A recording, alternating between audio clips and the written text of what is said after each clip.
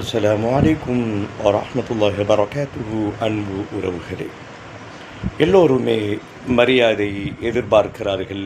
மற்றவர்களால் மரியாதை கொடுக்கப்பட வேண்டும் என்று எதிர்பார்க்கிறார்கள். தவறில்லை. ஆனால் இந்த மரியாதை முதல்ல நம்மிடத்திலிருந்து துவங்க வேண்டும். மரியாதையை நாம் எதிர்பார்க்கிறோம், மற்றவங்களை நம்மளை மதிக்கணும்னு நினைக்கிறோம். தவறில்லை, 100% சரி.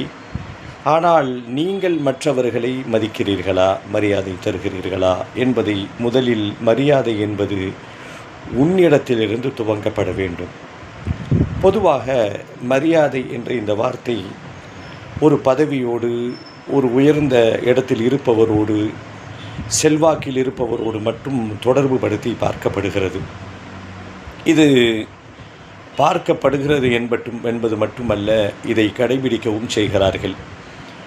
ஒரு பள்ளிக்கூடத்தினுடைய தலைமை ஆசிரியர், முதல்வர், ஒரு கல்லூரியினுடைய முதல்வர் மாணவரிடத்திலே ஒழுக்கத்தை பற்றி, மரியாதையை பற்றி கூறுகின்ற அதே அவர் தன் டிரைவரை, தன் வாகனத்தை ஓட்டுகின்ற அந்த நபரை மதிக்காமல் விரட்டுவது, வா போ என்பது, இது போன்ற வார்த்தையெல்லாம் அவர் குறைத்து சர்வசாதாரணமாக பயன்படுத்துகிறார்.